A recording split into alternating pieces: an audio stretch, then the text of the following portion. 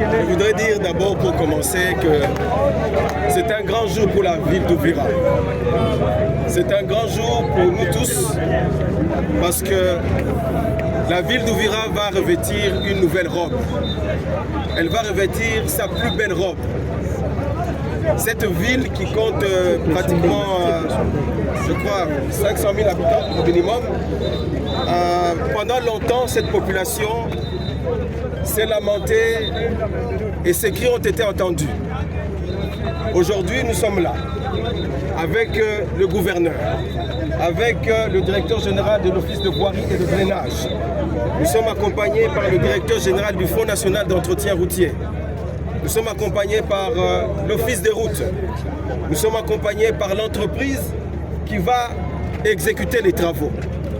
C'est pour dire que le gouvernement de la République, qui exécute la vision de son Excellence, Monsieur le Président de la République, son Excellence, Monsieur Félix-Antoine Tshisekedi, ce n'est pas un gouvernement de promesses, c'est un gouvernement d'action.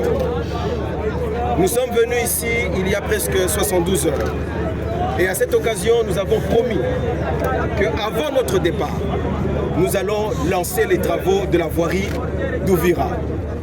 Aujourd'hui, vous êtes témoins.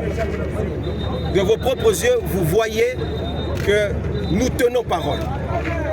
Non seulement nous donnons des promesses, mais nous tenons parole. Aujourd'hui, ce que vous voyez derrière vous, ces engins dont je viens de lancer le coup d'envoi, vont exécuter des travaux. Nous allons exécuter ici des travaux sur 10 km. 10 km à peu près pour un budget global d'à peu près 38 millions de dollars. Ça sera une route d'à peu près 14 mètres de largeur. Il sera exécuté ici des travaux d'assainissement, c'est-à-dire que nous allons veiller à ce qu'il n'y ait pas des eaux qui aillent dans tous les sens. Il y aura des canalisations ici pour protéger la route. Nous allons commencer par ces travaux-là. Ensuite, au-delà de ça, il y aura des travaux, des ouvrages qui vont être construits. Et enfin, on viendra avec la chaussée. C'est-à-dire que ce sera des bitumes. Ce n'est pas une route en terre, ce sera une route bitumée. Au-delà de cela, nous allons faire aussi la signalisation routière. C'est-à-dire qu'il faut que la route parle. Il faut que la route explique. En fait, on parle d'une route qui parle. C'est-à-dire qu'il y ait des signalisations. Une sécurité pour tout celui qui l'emprunte.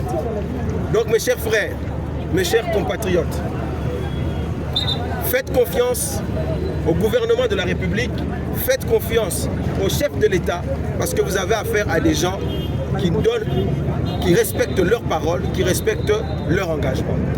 Nous vous donnons, à partir de ce jour, à peu près 18 mois, et cette route sera achevée. 18 mois. Il est possible que des petites intempéries, la pluie, puisse se retarder un peu, mais globalement, nous allons veiller à ce que l'entreprise exécute dans les délais.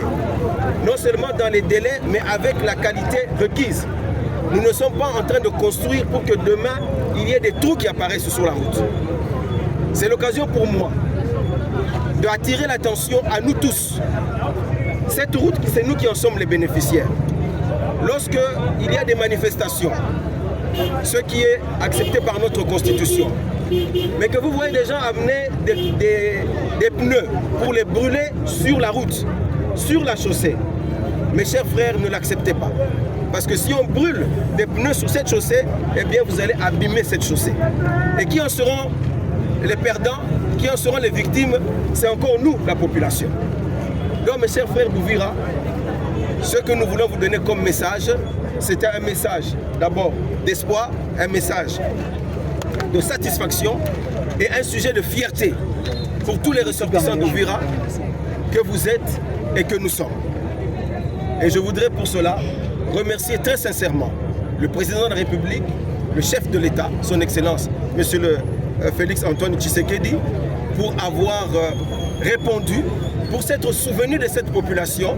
Et nous demandons à cette population d'être derrière lui afin que nous puissions poursuivre ces œuvres de développement qui vont pouvoir changer la vie des citoyens et des citoyennes de cette partie de la République.